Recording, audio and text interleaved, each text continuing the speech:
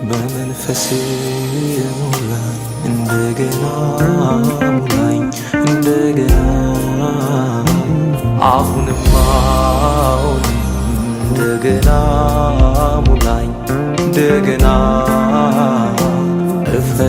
እፈልግሃለሁ እንደገና ሙላኝ እንደገና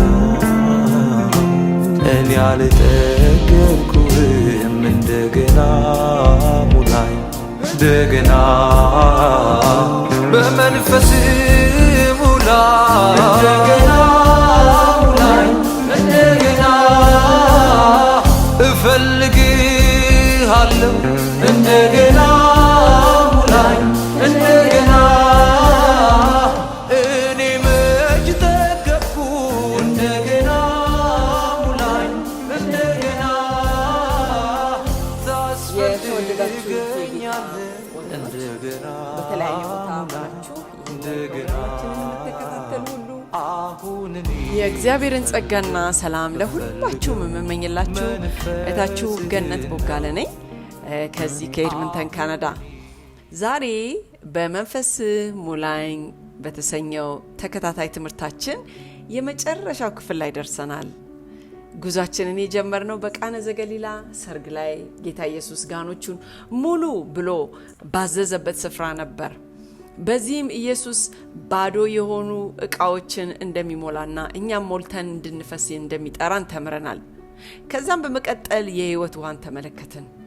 ጥልቁን ጥማታችንን የሚያረካውና በውስጣችን እንደ ወንዝ የሚፈሰው መንፈስ ቅዱስ መሆኑን አየን። እሳትን ተለማመድን። እኛን የሚቀይረንና ደፋር የሚያደርገን የሚያነጻና ኃይል የሚሰጠን ነበልባል አየን። ከዛም ደግሞ ቅባትን አየን። የሚመርጠን ኃይል የሚሰጠን የሚመራና የእግዚአብሔርን ዓላማ በሕይወታችን የሚፈጽምበት ቅባት። ትናንትና ደግሞ ነፋስን አየን። አዲስን ልደትን አዲስ መወለድን የሚያመጣው ሉዓላዊ ምስጢራዊና ሕይወት ሰጪ የመንፈስ ቅዱስ እስትንፋስ። መንፈስ ነፋስ ነው።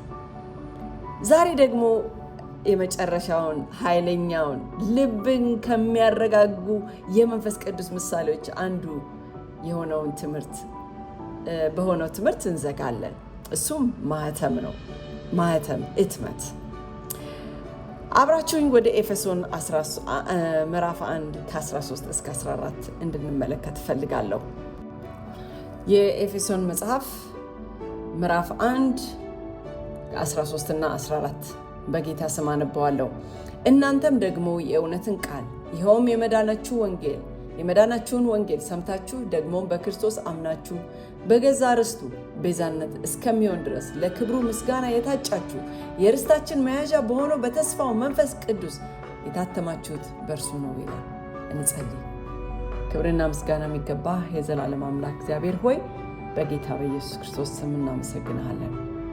ይህንን በመንፈስህ ሙላኝ የተሰኘውን ተከታታይ ትምህርት ስናጠናቀቅ በምስጋና ልብ ወደፊትህ እንመጣለን።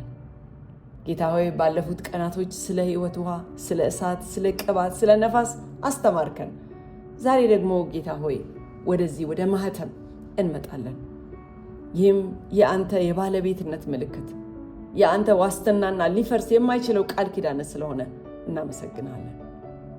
መንፈስ ቅዱስ ዛሬ የቃሉ ባለቤት የሆንከው አስተማሪያችን አንተ ራስህ እንድትሆን እንጋብዝሃለን። በአንተ መታተም ምን ማለት እንደሆነ እውነቱን እንድናይ ዓይኖቻችንን ትከፍት ዘንድ በክርስቶስ ኢየሱስ ስም እንጸልያለን። በአእምሯችን ብቻ ሳይሆን በልባችን ከማህተምህ ጋር የሚመጣውን ደህንነት፣ ማንነትና ዓላማ እንድንለማመድ በክርስቶስ ኢየሱስ ስም እንድትረዳ እንጸልያለን። ጌታ ሆይ በዚህ በጳውሎስ ታሪክ በኩል ዛሬ ተናገረን። እስቲ ተናገረን፣ ለነፍሳችን ተናገራት። ማህተሙ እንዴት እንደለወጠው እንዴት እንዳጸናውና ኃይል እንደሰጠው እንድንመለከት እርዳን። እግዚአብሔር ሆይ ያንኑ እርግጠኝነት እንድንቀበል፣ በዛው እምነት እንድንኖር፣ በዛው ኃይል እንድንመላለስ በክርስቶስ ኢየሱስ ስም እንድትረዳ እንጸልያለሁ። ጌታ ሆይ ይህን ቃልህን ባርክልን፣ በልባችን ስር እንዲሰድ፣ ሕይወታችን እንዲለውጥ በክርስቶስ ኢየሱስ ስም እንድትፈቅድ ጸልያለሁ። ክብር ሁሉ ለአንተ ይሁን በጌታ በኢየሱስ ስም አሜን። በተስፋው መንፈስ ቅዱስ የታተማችሁ ይላል ይህ ጥቅስ። በጥንቱ ዓለም ማህተም የባለቤትነት፣ የእውነተኛነት፣ የስልጣንና የደህንነት ምልክት ነበር። አንድ ንጉሥ በአጥቢያ ቀለበቱ አንድን ሰነድ ሲያትም ትርጉሙ ይህ የኔ ነው፣ ይህ ሕጋዊ ነው፣ ይህ የተጠበቀ ነው፣ ይህ ሊፈርስ አይችልም እንደማለት ነበር። ጳውሎስም የሚለን በኢየሱስ ስታምኑ፣ በጌታ በኢየሱስ ስታምኑ እግዚአብሔር በመንፈስ ቅዱሱ ያትማችኋል እያለን ነው። እናንተ የታወቃችሁ ምልክት የተደረገባችሁ ናችሁ እያለን ነው። እናንተ የእርሱ ናችሁ። በቃ እኔና እናንተ ደህንነታችን የተጠበቀ ነው። ሃሌሉያ! እኔና እናንተ ዋስትና አለን ማለት ነው። ይህ ማተም ምን ማለት እንደሆነ እነዚህን ቃላት በጻፈው በሐዋርያው ጳውሎስ ሕይወት ውስጥ እንዴት ሆኖ ምን እንዳደረገ እንድናየው እወዳለሁ።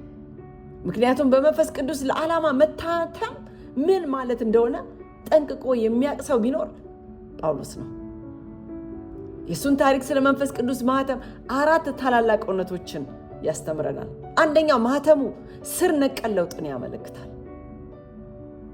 ማለት እግዚአብሔር ሙሉ ለሙሉ ይለውጠናል ማለት ነው። ሁለተኛው ማህተሙ ማንነታችንን ያረጋግጥልናል። ይህ ማለት እግዚአብሔር ማን እንደሆንን ያውጃል ማለት ነው። ሶስተኛ ማህተሙ ራሳችንን ማለት ርስታችንን ያረጋግጥልናል። እግዚአብሔር የወደፊት ህይወታችን ዋስትና ይሰጠዋል ማለት ነው። አራተኛው ማህተሙ ዓላማችንን ያበረታል። ይህ ማለት እግዚአብሔር እስከ መጨረሻው እንድንጸና ይደግፈናል ማለት ነው። እስቲ እነዚህን 4 ነገሮች እንመልከታቸው በ4 ክፍል አድርገን። ክፍል 1 ምንድነው? ማህተሙ ስር ነቀል ለውጥን ያመለክታል። ጳውሎስ ከመሆኑ በፊት ወደ ነበረው ጊዜ እስቲ እንሂድ። ሐዋርያ ከመሆኑ በፊት ግማሹን አዲስ ኪዳን ከመጻፉና በሮማ ግዛት ውስጥ አብያተ ክርስቲያናትን ከመትከሉ በፊት ወደ ነበረው ጊዜ እንሂድ እስቲ። ስሙ ሳኦል ነበር የሚባለው። እሱም የጌታ ኢየሱስ ተከታይ ይሆናል ብላችሁ በፍጹም የማትጠብቁት የመጨረሻው ሰው ነበር። ሐዋርያት ሥራ 9:1-2 ስንመለከት ሳኦል ግን ይላል የጌታን ደቀ መዛሙርት ለመግደል አሁንም ዛቻና ግድያ እየተነፈሰ ወደ ሊቀ ካህናት ሄደ ይላል። ከመንገድ የሆኑትንም ሰዎች ወንዶችንም ሴቶችንም ቢያገኝ እያሰረ ወደ ኢየሩሳሌም ያመጣቸው ዘንድ በደማስቆ ላሉት ምኩራቦች የሚሆን ደብዳቤ ከእርሱ ለመነ። ሳኦል የቤተ ክርስቲያን አሳዳጅ ነበረ። ክርስትናን ዝም ብሎ የተቃወመ ብቻ ሳይሆን ሃይማኖተኞች አማኞችን በኃይል የሚያድን ነበር። እስጢፋኖስ በድንጋይ ሲወገር በዓይኑ አይቷል። ድርጊቱንም ደግሞ ደግፏል። ከቤት ወደ ቤት እየሄደ ወንዶችና ሴቶችን እየጎተተ ወደ ወህኒ ያወርድ ነበር። ሳኦል ብልህ፣ የተማረና ቀናተኛ ዚል የነበረው ሰው ነበረ። የፈሪሳውያን ፈሪሳዊ፣ የዕብራውያን ዕብራዊ ነበረ። በቂ ማስረጃና የትምህርት ደረጃ ነበረው። ከፍተኛ ፍቅርና ተነሳሽነት ነበረው። ነገር ግን ይህን ሁሉ የሚጠቀመው እግዚአብሔር የሚወዳቸውን ሰዎች ለማጥፋት ነበረ። ከዚያ በደማስቆ መንገድ ላይ ሁሉ ነገር ተለወጠ። የሐዋርያት ሥራ 9:3-6 ያለውን ስናነብ ሲሄድም ወደ ደማስቆ በቀረበ ጊዜ ድንገት ከሰማይ ዙሪያውን ብርሃን አንጸባረቀበት ይላል። በምድር ላይ ወድቆ ሳኦል ሳኦል ለምን ታሳድደኛለህ የሚለውን ድምፅ ሰማ። ጌታ ሆይ ማን ነህ አለው። እሱም አንተ የምታሳድደኝ እኔ ኢየሱስ ነኝ። ተነስተህ ወደ ከተማ ግባና የምታደርገውን ይነግርሃል አለው። በአንድ ቅጽበት ሳኦል ያምንባቸው የነበሩ ነገሮች ሁሉ ተገረሰሱ። የሞተ ተሳዳቢ መስሎት የነበረው ጌታ ኢየሱስ ሕያው ሆኖ ከሰማይ ተናገረው። ሲያሳድዳቸው የነበሩት ክርስቲያኖች በእውነት የእግዚአብሔር ሕዝብ መሆናቸውን ተረዳ። በእግዚአብሔር ስም ሲያደርገው የነበረው ነገር ሁሉ በእግዚአብሔር ላይ እንደነበረ ተገነዘበ። ሳኦል ታወረ፣ ረዳት አልባ ሆነ፣ ሙሉ በሙሉ ተሰበረ። ከዚያም እግዚአብሔር ሐናንያን ወደ እርሱ ላከው። ሐዋርያት ሥራ 9 ከ17 እስከ 18 ያለውን ስናይ ሐናንያም ሄዶ ወደ ቤቱ ገባ። እጁንም በላዩ ጭኖ ወንድሜ ሳኦል ሆይ በመጣበት መንገድ የታየህ ጌታ ኢየሱስ ደግመህ እንድታይና መንፈስ ቅዱስ ይሞላብህ ዘንድ ላከኝ አለው። ወዲያውኑ እንደ ቅርፊት ያለ ከዓይኑ ወደቀ። ደግሞም አየ፣ ተነስቶም ተጠመቀ፣ መንፈስ ቅዱስ ተሞላ። በዚያው ቅጽበት ሳኦል ታተመ፣ ምልክት ተደረገበት፣ ተለወጠ። ከአሳዳጅነት ወደ ሰባኪነት፣ ከጠላትነት ወደ ሐዋርያነት፣ ከአፍራሽነት ወደ ሰሪነት ተቀየረ። የመንፈስ ቅዱስ ማህተም ሙሉና ስር ነቀል ለውጥን አመጣለት። ሁለተኛ ቆሮንቶስ 5:17 እንዲህ ይላል፣ ስለዚህ ማንም በክርስቶስ ቢሆን አዲስ ፍጥረት ነው፣ አሮጌው ነገር አልፏል፣ እነሆ ሁሉም አዲስ ሆኗል ይላል። ወገኖቼ ማህተሙ የሚያደርገው ይህንኑ ነው። መንፈስ ቅዱስ እኔና እናንተን ሲያትመን እኔና እናንተ ዝም ብለን እየተሻሻልን አይደለም የምንሄደው። የተለወጠን ኮምፕሊትሊ ትራንስፎርምድ የሆንን ሰዎች እንሆናለን። ዝም ብለን እየታደስንም አይደለም። አዲስ ፍጥረት ሪክሪኤትድ የሆንን ነን። ከዚህ በፊት እንደነበርና ሰው አይደለንም። ማህተሙ የእግዚአብሔር አዲስ ፍጥረት መሆንን ያረጋግጣል። ወገኖቼ ጳውሎስ ቆየት ብሎ በገላትያ 2:20 ላይ እንዲህ ሲል ጽፏል፣ ከክርስቶስ ጋር ተሰቅያለሁ፣ እኔም አሁን ሕያው ሆኜ አልኖርም፣ ነገር ግን ክርስቶስ በእኔ ይኖራል ይላል። አሮጌው ሳኦል ሞተ፣ አዲሱ ጳውሎስ ተወለደ። የመንፈስ ቅዱስ ማህተም ያንን ለውጥ አረጋገጠ። ወገኖቼ ይህንን ለውጥ ተለማምዳችሁታል? በኢየሱስ ስናምንና በመንፈስ ቅዱስ ስንታተም በሕይወታችን የተለወጠ ነገር አለ። አሮጌው ነገር አልፏል፣ አዲስ ነገር መጥቷል። ማህተሙ ዝም ብሎ የሃይማኖት ትምህርት ወይንም ዶክትሪን አይደለም። ዝም ብሎ የሥነ መለኮት ጽንሰ ሐሳብም አይደለም ወገኖቼ። ይልቁንም ሕይወትን የሚለውጥና ማንነትን የሚቀይር እውነታ ነው እንጂ። ክፍል 2 ማህተሙ ማንነታችንን ያረጋግጣል። በጥንቱ ዓለም ስለነበረው ማህተም አንድ ግሩም ነገር ልንገራችሁ። አንድ ንጉሥ በአንድ ነገር ላይ ማህተሙ ሲያኖር ያ ነገር የንጉሱ መሆኑንና እውነተኛነቱን ያውጃል።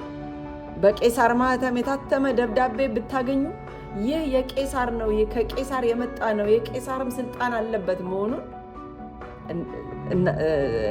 ታውቃላችሁ ማለት ነው። እግዚአብሔር በመንፈስ ቅዱስ ሲያትመን አንተ የእኔ ነህ፣ አንቺ የእኔ ነሽ፣ አንቺ የእኔ ንብረት ነሽ፣ የእኔ ምልክት በእናንተ አለባችሁ ብሎ እያወጀ ነው። ሳኦል ከተለወጠ በኋላ ሕይወቱ የሆነውን እንመልከት። ሐዋርያት 19:20 እንዲህ ይላል፣ ወዲያውኑ ስለ ኢየሱስ እሱ የእግዚአብሔር ልጅ እንደሆነ በምኩራቦች ሰበከ ይላል። ልታስቡት ትችላላችሁ? ክርስቲያኖችን ወደ ወህኒ ይጎትት የነበረው ሰው አሁን ስለ ክርስቶስ ይሰብካል። ሕዝቡ ተገረመ፣ ግራም ተጋባ። ቁጥር 21 ላይ ይህ በኢየሩሳሌም ይህን ስም የሚጠሩትን ያጠፋቸው የነበረው ሰው አይደለምን አሉ። ነገር ግን ጳውሎስ አዲስ ማንነት ነበረው። ከእንግዲህ አሳዳጁ ሳኦል አይደለም፣ እሱ ሐዋርያ ጳውሎስ ነው። ለእግዚአብሔር ዓላማ በእግዚአብሔር የታተመ ነው። ጳውሎስ በደብዳቤዎቹ ሁሉ ዘወትር ስለዚህ አዲስ ማንነቱ ይጠቅሳል። በሮሜ 1:1 ላይ የኢየሱስ ክርስቶስ ባሪያ የሆነ ጳውሎስ ሐዋርያ ሊሆን የተጠራ ለወንጌልም የተለየ ይላል። አንደኛ ቆሮንቶስ 1:1 ላይ በእግዚአብሔር ፈቃድ የኢየሱስ ክርስቶስ ሐዋርያ ሊሆን የተጠራ ጳውሎስ ይለናል። በገላትያ 1:1 ከሰው ወይም በሰው በኩል ሳይሆን በክርስቶስ ኢየሱስ በኩል ሐዋርያ የሆነ ጳውሎስ ይለናል። ጳውሎስ ደጋግሞ ማንነቱን ያውጃል። ይህንንም የሚያደርገው ባለፈው ታሪኩ በትምህርት ደረጃው ወይም በራሱ ጥረት ላይ ተመስርቶ አልነበረም። ይልቁንም በእግዚአብሔር ጥሪና ማህተም ላይ ተመስርቶ ነው እንጂ። በሁለተኛ ቆሮንቶስ 1:21 እና 22 ላይ እንዲህ ሲል ጽፏል፣ ከእናንተ ጋር በክርስቶስ የሚያጸናን እና የቀባን እግዚአብሔር ነው፣ ደግሞም ያተመን መንፈሱንም መያዣ በልባችን የሰጠን እሱ ነው ይላል። የእግዚአብሔር ማኅተም ማንነታችንን ያጸናል። በክርስቶስ ማን እንደሆነን ያውጃል። እኔና እናንተ ባለፈው ማንነታችን ወይንም ባለፈው ውድቀታችን አንገለጽም። ሰዎች ስለኛ በሚናገሩት ነገር አንገለጽም። በስህተታችን ወይ በድክመታችን አንመዘንም።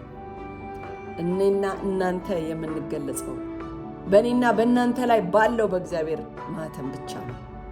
እግዚአብሔር በመንፈሱ ካተመን እኔና እናንተ የእርሱ ተወዳጅ ልጆች ነን። በሮሜ 8:16 ላይ እግዚአብሔር በመንፈሱ ካተመን፣ አንደኛ ጴጥሮስ 2:9 ላይ እኔና እናንተ የተመረጠንና የተለየን ነን ማለት ነው። በሁለተኛ ቆሮንቶስ 5:20 ላይ እንደሚለው እኔና እናንተ የክርስቶስ አምባሳደሮች ነን ማለት ነው። እግዚአብሔር በመንፈሱ ካተመን እኔና እናንተ የመንፈስ ቅዱስ ቤተ መቅደስ ነን ማለት ነው። አንደኛ ቆሮንቶስ 6:19 እንደሚለው፣ በሮሜ 8:17 ላይ እንዳለው እግዚአብሔር በመንፈሱ ካተመን እኔና እናንተ ከክርስቶስ ጋር ወራሾች ነን ማለት ነው። ሃሌሉያ። ጠላት ማንነታችንን ለማጥቃት ይሞክራል። ያለፈውን ታሪካችንን ያስታውሰናል፣ ይከሰናል፣ ማንነታችንን እንድንጠራጠር ያደርገናል። ነገር ግን የመንፈስ ማኅተም የእግዚአብሔር አዋጅ ነው።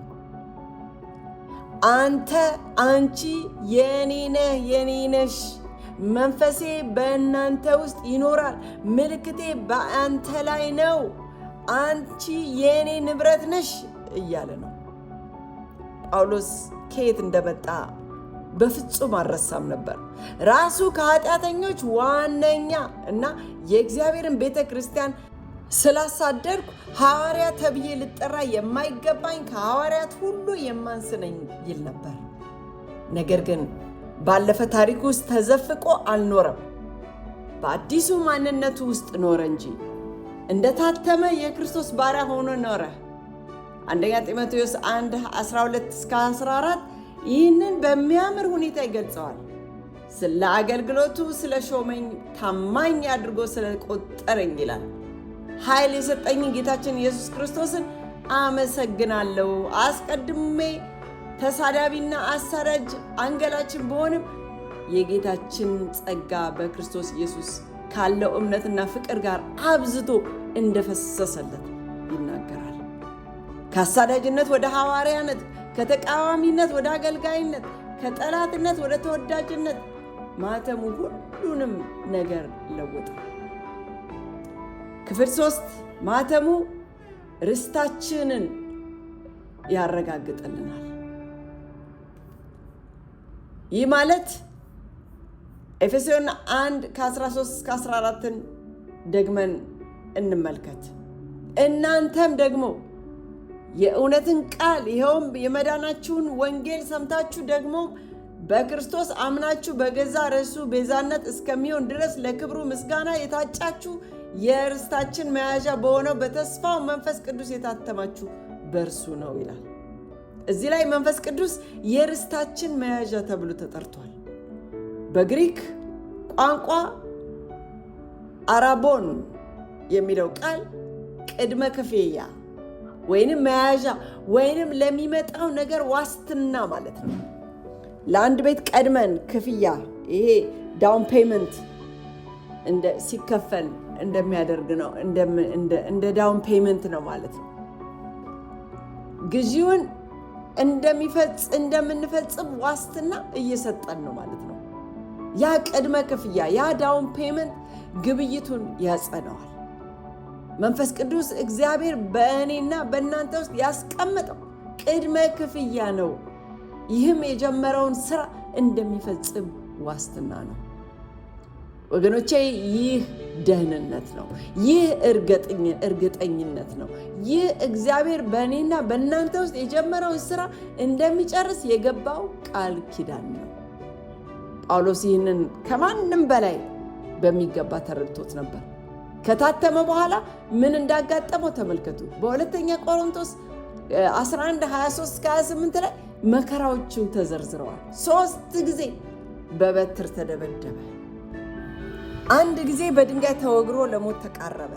3 ጊዜ መርከብ ተሰበረበት። 1 ቀንና 1 ሌሊት በባህር ላይ ቀረ። በወንዝ በወንበዴዎች በገዛ ወገኖቹና በአሕዛብ መካከል በአደጋ ውስጥ ነበረ። በድካምና በጥረት በብዙ እንቅልፍ በማጣት ኖረ። በረሃብና በጥም ብዙ ጊዜ በጦም ኖረ። በብርድና በራቁትነት ኖረ። ከዚህ ሁሉ በላይ የሆኑት የአብያተ ክርስቲያናት ሁሉ ሐሳብ በየቀኑ ይከብደው ነበር። ጳውሎስ ከታተመ በኋላ ያለፈው በዚህ ሁሉ ውስጥ ነው። ማኅተሙ ምንም ዋስትና የማይሰጥ ቢሆን ኖሮ ጳውሎስ ተስፋ ይቆርጥ ነበር። ይህ በጣም ከባድ ነው፣ በቃኝ ብሎ ይተወው ነበር። ነገር ግን ማኅተሙ እርግጠኝነትን ሰጠው፣ ዋስትናን ሰጠው። በእርሱ ውስጥ የነበረው የመንፈስ ቅዱስ መገኘት የእግዚአብሔር ዋስትና ነበር። እኔ ይህን እፈጽማለሁ፣ ወደ ቤት አደርስሃለሁ፣ የጀመርኩትን እጨርሳለሁ፣ አንተ የኔ ነህ፣ ከእጄ ማንም ሊነጥቀህ አይችልም። ጳውሎስ በሮሜ 8:38-39 ላይ ያለውን መተማመን እስቲ እንስማ። ሞት ቢሆን አለ፣ ሕይወትም ቢሆን፣ መላእክትም ቢሆኑ፣ ግዛቶችም ቢሆኑ፣ ያለውም ቢሆን፣ የሚመጣውም ቢሆን፣ ኃያላትም ቢሆን፣ ከፍታም ቢሆን፣ ዝቅታም ቢሆን፣ ሌላም ፍጥረትም ቢሆን በክርስቶስ ኢየሱስ በጌታችን ካለ ከእግዚአብሔር ፍቅር ሊለየኝ እንደማይችል ተረድቻለሁ ይላል። ይህ ማኅተሙ የሚያመጣው መተማመን ነው። ትዕቢት አይደለም፣ ድፍረትም አይደለም። ይልቁንም በእግዚአብሔር ተስፋ ላይ የተመሰረተ እርግጠኝነት ነው እንጂ በሕይወቱ ማብቂያ ላይ የሞት ፍርድ ሲጠብቀው በሁለተኛ ጢሞቴዎስ 4:7-8 ላይ የተናገረውን እንስማ። መልካሙ ገድል ተጋድያለሁ፣ ሩጫዬን ጨርሻለሁ፣ ሃይማኖቴን ጠብቄያለሁ፣ ወደፊት የጽድቅ አክሊል ተዘጋጅቶልኛል። ይህንም ጽድቅ ፈራጅ የሆነው ጌታ በዚያን ቀን ለእኔ ያስረክባል ይላል። ዋስትናው ጸና፣ ማኅተሙ ጠበቀው፣ እግዚአብሔር የጀመረውን ፈጸመ። ወገኖቼ ይህ የእኔና የእናንተ እርግጠኝነት ነው፣ ዋስትናችን ነው። በጌታ ኢየሱስ ስናምን ታትመናል። ያ ማኅተም ደግሞ እግዚአብሔር ከቶ እንደማይተወንና እንደማይጥለን ዕብራውያን 13:5 ላይ ተነግሯል። እንደገና በፊልጵስዩስ 1:6 ላይ በእናንተ ውስጥ መልካሙን ሥራ የጀመረው እስከ መጨረሻው እንደሚፈጽመው ይላል ተናግሯል። ሮሜ 8:39 ከፍቅሩ ምንም ሊለየን እንደማይችል ይናገራል። ዮሐንስ 10:28-29 የዘላለም ሕይወት እንዳለን ከእጁ ማንም ሊነጥቀን እንደማይችል ይናገራል። ይህ የገባው ዋስትና ነው። ማኅተሙ የማይፈርስ ነው። ዋስትናው የታመነ ነው። ርስታችንም የተጠበቀ ነው። ሃሌሉያ። ክፍል 4 ማኅተሙ ለዓላማችሁ ኃይል ይሰጠናል። ማኅተሙ ለዓላማችን ኃይል ይሰጠናል። በመጨረሻ ማኅተሙ እኔና እናንተን ምልክት ለማድረግና ደህንነታችንን ለመጠበቅ ብቻ ሳይሆን ይልቁንም ለዓላማ ኃይል ይሰጠናል። ሐናንያ ወደ ሳኦል በመጣ ጊዜ የተናገረውን አስታወስኩ። ወንድሜ ሳኦል ሆይ አለ፣ ደግመህ እንድታይና መንፈስ ቅዱስ ይሞላብህ ዘንድ ላከኝ። ነገር ግን ነገሩ በዚህ ብቻ አላበቃም። በሐዋርያት ሥራ 9:15-16 ላይ ጌታ ለሐናንያ አስቀድሞ እንዲህ ብሎት ነበር፣ ይህ ሰው በአሕዛብ በነገሥታት በእስራኤል ልጆችም ፊት ስሜን ይሸከም ዘንድ ለእኔ የተመረጠ ዕቃ ነውና ሂድ፣ ስለ ስሜ ስንት መከራ ሊቀበል እንዲያውቀው እኔ ያሳየዋለሁ። ጳውሎስ የታተመ ለዓላማ ነበር። እግዚአብሔር ለሕይወቱ ለይቶ የተለየ ዕቅድ ነበር። የመንፈስ ቅዱስ ማኅተም ያንን ዓላማ እንዲፈጽም ኃይል ይሆነዋል። ጳውሎስ ምን አከናወነ? በሮማ ግዛት ውስጥ ሁሉ፣ በሶሪያ፣ በትንሹ እስያ፣ በመቄዶንያ፣ በግሪክና ከዛም ባለፈ አብያተ ክርስቲያናትን ተከለ። 13 የአዲስ ኪዳን መጽሐፍን ጻፈ። ግማሽ የሚሆነው አዲስ ኪዳን በመጽሐፍ ቅዱስ መሪነት በጳውሎስ ብዕር የተጻፈ ነው። እንደ ጢሞቴዎስ፣ ቲቶስ፣ ሲላስና ሌሎች ስራውን የሚቀጥሉ መሪዎችን አሰለጠነ። ስለ ወንጌል መከራን ተቀበለ። ዓላማውን ስለሚያውቅም ያንን እንደ ደስታ ቆጠረው። የይሁዳንና የአሕዛብን ሕዝቦች በደህንነት መልእክት ደረሰባቸው። ይህንን ሁሉ እንዴት አደረገ? የመንፈስ ቅዱስ ማኅተም ኃይል ሰጠው። በሐዋርያት ሥራ 13:2 ላይ ጳውሎስና በርናባስ ለሚሽን ስራ ሲለዩ መንፈስ ቅዱስ በርናባስንና ሳውልን ለጠራኋቸው ስራ ለዩልኝ አለ። በሐዋርያት ሥራ 16:6 እና 7 ላይ መንፈስ ቅዱስ የጳውሎስን የሚሽን ጉዞ ይመራ ነበር። ተልእኮ በሐዋርያት ሥራ 22 እና 23 ላይ ጳውሎስ በመንፈስ ታስሮ ወደ ኢየሩሳሌም እንደሚሄድና መንፈስ ቅዱስም በየከተማው እንደሚመሰክርለት ተናግሯል። መንፈሱ መራው፣ ኃይል ሰጠው፣ ደገፈው፣ አነሳሳው፣ ጠበቀው። ጳውሎስ ራሱ በፊልጵስዩስ 4:13 ላይ ኃይልን በሚሰጠኝ አለ በክርስቶስ ሁሉን እችላለሁ ያንን ሲል ጽፏል። ደግሞም በሁለተኛ ቆሮንቶስ 12:9 እና 10 ላይ እሱም ጸጋዬ በቃል ኃይሌ በድካም ይፈጸማልና አለኝ። ስለዚህ ስለ ክርስቶስ በድካም በመንገላታት በችግር በስደት በጭንቀት ደስ ይለኛል፣ ስደክም ያን ጊዜ ጠንካራ ነኝና ይላል። ማኅተሙ ዓላማውን እንዲፈጽም ኃይል ሰጠው። ወገኖቼ እኔና እናንተን የታተምነው ለዓላማ ነው። እግዚአብሔር ያተመን ደህንነታችንን ለማረጋገጥ ብቻ አይደለም። ይህ በራሱ ድንቅ ቢሆንም ይልቁንም ለመንግስቱ ሥራ ኃይል እንዲሆነን ጭምር ነው። ኤፌሶን 2:10 እንዲህ ይላል፣ እኛ ፍጥረቱ ነንና እንመላለስበት ዘንድ እግዚአብሔር አስቀድሞ ያዘጋጀውን መልካሙን ሥራ ለማድረግ በክርስቶስ ኢየሱስ ተፈጠረን ይላል። እግዚአብሔር ለእናንተና ለእኔ ዓላማ አለው። የመንፈስ ቅዱስ ማኅተምም ያንን እንድንፈጽም ኃይል ይሰጠናል። ምናልባት የኔና የናንተ ዓላማ ልጆቻችን ጌታን እንዲያውቁልን አድርገን ማሳደግ፣ በሥራ ቦታችን ወንጌልን ማካፈል፣ በአጥቢያ ቤተ ክርስቲያናችን ማገልገል፣ የተጎዱትና የተሰበሩትን መንከባከብ፣ ሌሎችን ለማስተማርና ደቀ መዛሙርትን ማድረግ፣ ስጦታችን ለእግዚአብሔር መንግሥት ግንባታ መጠቀም፣ በአካባቢያችን ምስክር መሆን ሊሆን ይችላል። እግዚአብሔር እንድናደርገው የጠራን ማንኛውንም ነገር ቢኖር ማኅተሙ ያንን ለማድረግ ኃይል ይሰጠናል። ይህንን የምናደርገው በራሳችን ኃይል አይደለም ወገኖች፣ በራሳችን ጥበብ አይደለም፣ በራሳችን ችሎታም አይደለም። ይልቁንም ያተመን መንፈስ ኃይል ይሆንልናል። ክፍል 5 ማኅተሙ እስከ መጨረሻው ይቆያል ይላል። ስለ ማኅተሙ አንድ ተጨማሪ ነገር መናገር ፈልጋለሁ። በኤፌሶን 4:30 ላይ ጳውሎስ እንዲህ ሲል ጽፏል፣ ለቤዛም ቀን የታተማችሁበትን ቅዱሱን የእግዚአብሔርን መንፈስ አታሳዝኑ። ለቤዛ ቀን የታተማችሁት ስህተት እስክትሰሩ ድረስ አይደለም። የታተማችሁት ኃጢአት እስክታደርጉ ድረስ አይደለም፣ ወይም እስክትወድቁ ድረስ አይደለም። ይልቁንም እስከ ቤዛ ቀን፣ እስከ መጨረሻው ቀን የታተመነን። ሃሌሉያ! ማኅተሙ ይቆያል፣ አይመጣም፣ አይሄድም። በእኔና በእናንተ አፈጻጸም ወይ ብቃት ላይ የተመሰረተ አይደለም። እሱ የእግዚአብሔር የባለቤትነት ምልክት ነው እንጂ እሱም ወደ ቤቱ እስኪያደርሳችሁ ድረስ ይቆያል። አዎ፣ በኃጢአት መንፈስ ቅዱስን ማሳዘን እንችላለን። አዎ፣ ማኅተሙን በሚከብር መንገድ መኖር ይገባናል። ነገር ግን ማኅተሙ ራሱን የጠበቀ ሲኪውር የሆነ ነው። ጳውሎስ ይህንን በሮሜ 8:29 እና 30 ላይ በግልጽ አስቀምጦታል። አስቀድሞ ያወቃቸው የልጁን መልክ እንዲመስሉ አስቀድሞ ደግሞ ወስኗልና፣ አስቀድሞ የወሰናቸውን እነዚህን ደግሞ ጠራቸው፣ የጠራቸውንም እነዚህን ደግሞ አጸደቃቸው፣ ያጸደቃቸውንም እነዚህን ደግሞ አከበራቸው ይላል። ይህ ሊበጠስ የማይችል ሰንሰለት ነው። እግዚአብሔር ካተመን ያከብረናል። ማህተሙ ይህንን ያረጋግጠናል።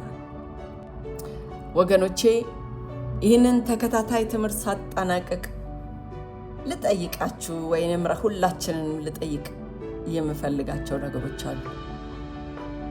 እኔና እናንተ ታትመናል? የእውነትን ቃልና የመዳናችንን ወንጌል ሰምተናል? በጌታ በኢየሱስ አምናችኋልን? ካመናችሁ በተስፋ መንፈስ ቅዱስ ታትማችኋል?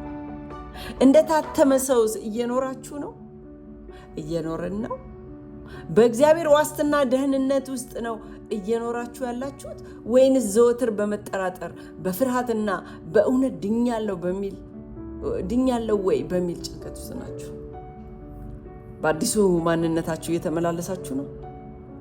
ወይንስ አሁንም እንደ ድሮ ማንነታችሁ ነው የምትኖሩት?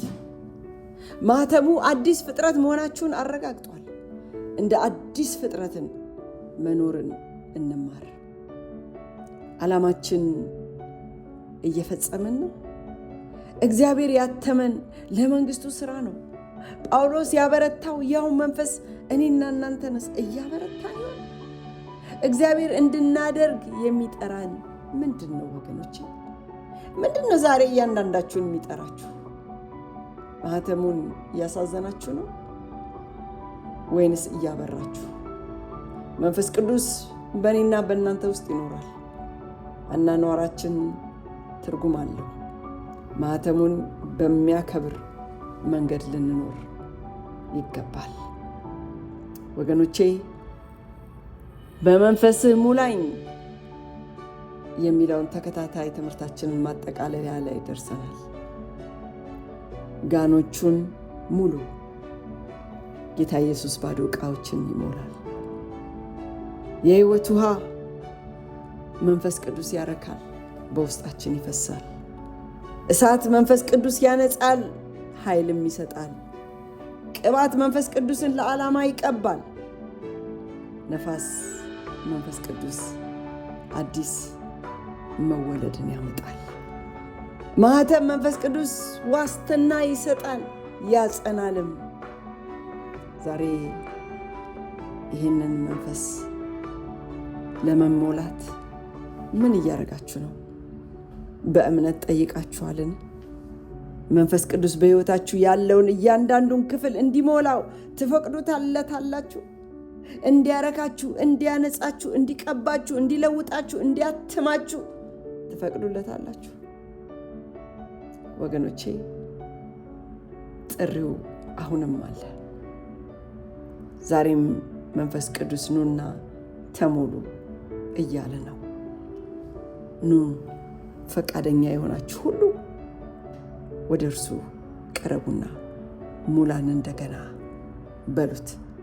እንደገና ሙላን፣ በመንፈስህ ሙላን እንበለው።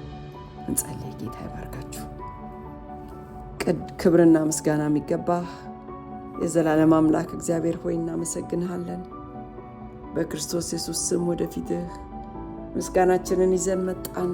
በመልካምነት በምሕረት በቸርነት ስለደገፍከን ስለ መንፈስ ቅዱስ ማህተም እናመሰግንሃለን። በኢየሱስ ባመንን ጊዜ ያንተ እንደሆንን ምልክት ስላደረክብን እናመሰግንሃለን። እውነተኛ ልጆችህ እንደሆንን አውጀህ ርስታችንንም አረጋግጠህልን እዚህ ስላደረስከን እናመሰግንሃለን። እንደ ጳውሎስ ሁሉ እኛንም አንድ ጊዜ የጠፋን የራሳችንን መንገድ የምንከተልና ዓላማህን የምንቃወም ነበረን። አንተ ግን ለወጥከን፣ አዲስ ማንነት ሰጠህን፣ በመንፈስህም አተምከን። ማህተሙ የታመነ ስለሆነ በክርስቶስ ኢየሱስ ስም እናመሰግንሃለን። ማንም ሊሰብረው እንደማይችል እግዚአብሔር ሆይ በእኛ ውስጥ መልካም ሥራ የጀመርከው አንተ እስከ መጨረሻው እንደምትፈጽመው እናምንሃለን። እስከ ቤዛ ቀን ድረስ በአንተ ኃይል ተጠብቀናል። አቤቱ ጌታ ሆይ፣ አቤቱ እግዚአብሔር ሆይ ለማህተሙ የሚገባ ኑሮ እንድንኖር እርዳን። ልናገኘው ስለምንችል ሳይሆን በፍጹም ጥረታችን ልናገኘው አንችልምና፣ ነገር ግን ስላገኘነው ክብር እንድንሰጥ እርዳን። በአዲሱ ማንነታችን እንድንመላለስና ምልክት ያደረግህብንን ዓላማ እንድንፈጽም እርዳን። እንድናደርግ የጠራህንን ነገር እንድንፈጽም በመንፈስ ኃይል ስጠን ጌታ ሆይ። እንደ ጳውሎስ ኃይልን በሚሰጠኝ በክርስቶስ ሁሉን እችላለሁ ለማለት እንድንችል አድርገን።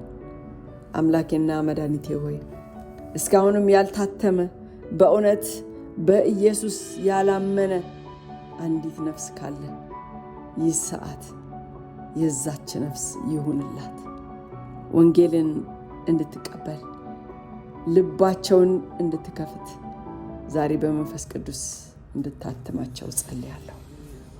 ጌታ ሆይ አሁንም ሁላችንም ያንተነን እስከ ቤዛ ቀን ድረስ የታተምን ለከበረ ጸጋ ምስጋና